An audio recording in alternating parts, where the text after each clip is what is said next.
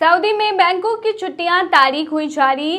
देख ले कब होगा बैंक बंद। नमस्कार, स्वागत है आपका हमारे चैनल डेली सऊदी न्यूज। खबर शुरू करने से पहले जरूरी जानकारी आपको दे दें कि अगर आप सऊदी में फंस गए हैं, वहां पर नियोक्ता आपको छोड़ नहीं रहा है, आप अपने देश वापस लौटना चाहते हैं, तो ऐसे में आपको पता नहीं है कि आप क्या करें, तो बता दें कि आप घबराएं नहीं। नीचे दिए हुए कॉन्टैक्ट नंबर पे आप कॉन्टैक्ट कर सकते हैं।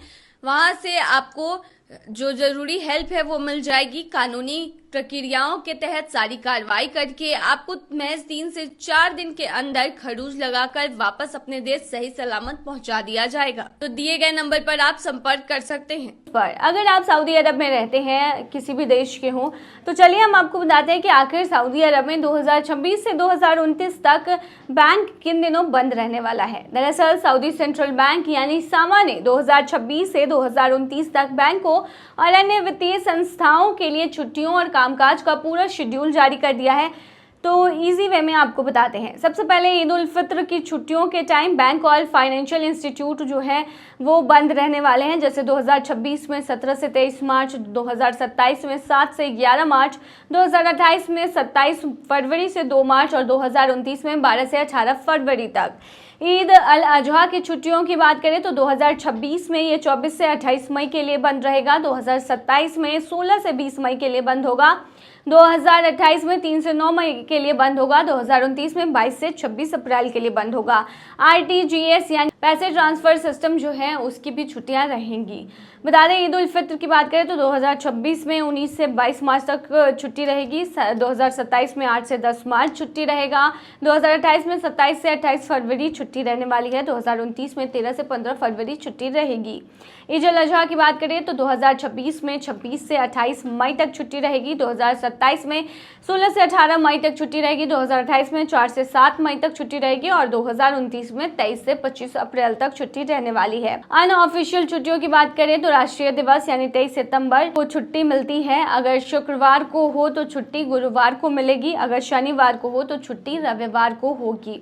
तो इस तरीके से छुट्टियां मिलती हैं। स्थापना दिवस मनाया जाता है सऊदी अरब में 22 फरवरी को और इसी रूल के साथ मनाया जाएगा जो कि मैंने नेशनल डे के लिए बताया है। देखिए, रमजान में कामकाज का जो टाइम है वो बैंक में कस्टमर्स के लिए सुबह 10 बजे से 4 बजे तक रहता है। मनी ट्रांसफर और पेमेंट सेंटर्स पर यह सुबह 9:30 बजे से शाम 5:30 बजे के बीच रहता है। 6 घंटे की शिफ्ट होती है। RTGS सिस्टम में सुबह 10 बजे से शाम 4 बजे तक काम होता है।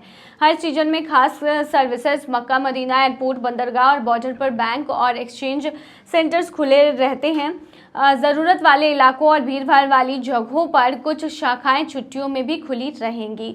समा का कहना है कि छुट्टियों का सम्मान करते हुए लोगों को ज़रूरी बैंकिंग और फाइनेंशियल सर्विसेज लगातार मिलती रहें, इसीलिए ये शेड्यूल जारी किया गया है। सऊदी अरब में काम करने वाले लाखों भारतीयों के लिए ये नई घोषणा बहुत हेल्पफुल साबित होने वाली है। अब उन्हें पहले से ही पता रहेगा कि किस तारीख को बैंक या मनी एक्सचेंज बंद होने वाला है, जिससे पैसे भेजने की जो प्लानिंग है वो आसानी से पहले ही कर लेंगे और अचानक ट्रांजैक्शन रुकने की परेशानी उन्हें बिल्कुल भी नहीं होगी। तो सऊदी शेख ने इतनी खूबसूरती से गाया हिंदी में गाना कि तुरंत वीडियो हो गया वायरल।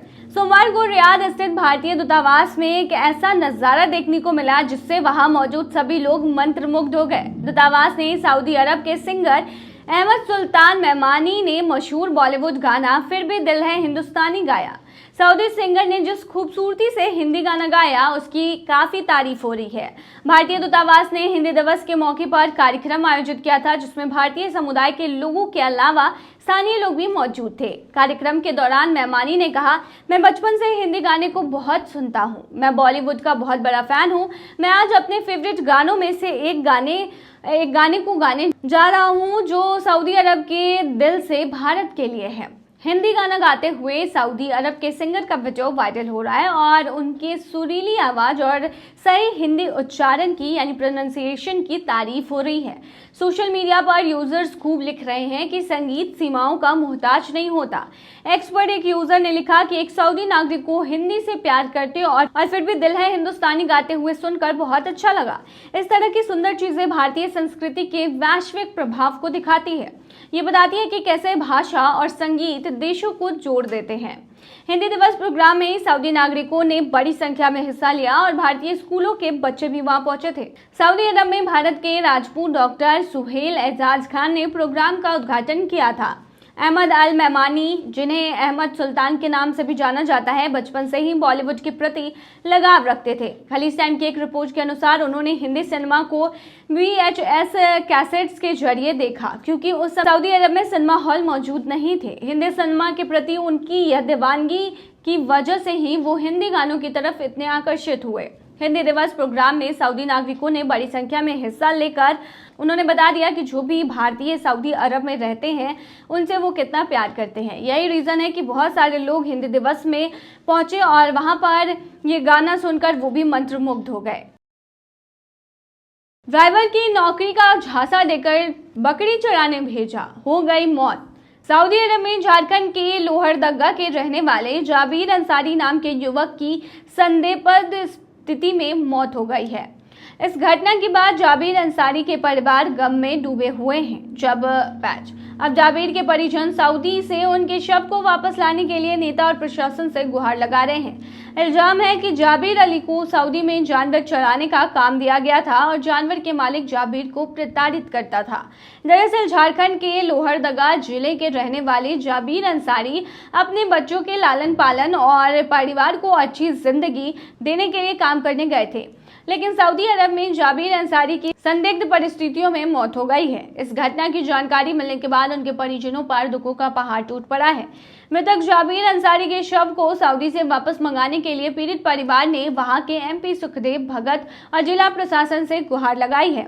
मृत जाबिर अंसारी के 6 बच्चे थे। मीडिया रिपोर्ट्स के मुताबिक मृत जाबिर अंसारी एक वाहन ड्राइवर के तौर पर सऊदी अरब गए थे, लेकिन उन्हें वाहन चलाना नहीं आता था। सऊदी अरब जाने के बाद जाबिर अंसारी को पता चला कि उन्हें जानवर चलाने का काम करना है। छोटी छोटी गलतियों पर जानवर जो मालिक थे वो जाबिर अंसारी को पीटता था। जाबिर अंसारी ये सारी बातें अपनी पत्नी नसीदा खातून को फोन पर रो रो कर बताया करते थे। वो वापस अपने परिवार के पास लौटना चाहते थे, लेकिन पासपोर्ट छीन लिए जाने की वजह से वो वापस नहीं लौट पा रहे थे। पति ने बताया कि अचानक 10 सितंबर को उन्हें कॉल आया कि उनके पति जाबिर अंसारी की मौत हो चुकी है। नसीदा ने बताया कि कॉल करने वाले व्यक्ति ने जाबिर का शव नहीं सौंपने के एवज में 20 लाख रुपए देने का लालच भी दिया।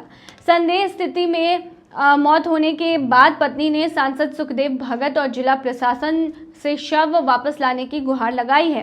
परिजनों ने बताया है कि लोहरदगा के तिगड़ा निवासी आशिक अंसारी, लखनऊ निवासी एजेंट आलम और सऊदी अरब निवासी अब्दुल रहमान बिन हमदान बिन मोहम्मद अल सईदी अल दाफिरी ने जाबिर अंसारी को सऊदी अरब में ड्राइवर की नौकरी देने के नाम पर भेजा था। संदेहस्पद स्थिति में मौत होने के बाद परिजनों का रो रो कर अब बुरा हाल हो गया है। पीड़ित परिवार ने इस पूरे मामले पर कानूनी कार्रवाई की मांग की है। तो सऊदी अरब जब भी जाते हैं तो ध्यान रखें, एजेंटों के चक्कर में बिल्कुल भी ना पड़े। पहले सोच समझ ले, नौकरी के बारे में जानकारी अच्छे से जुटा ले, तभी नौकरी के लिए जाए, नहीं तो अंजाम कुछ भी हो सकता है।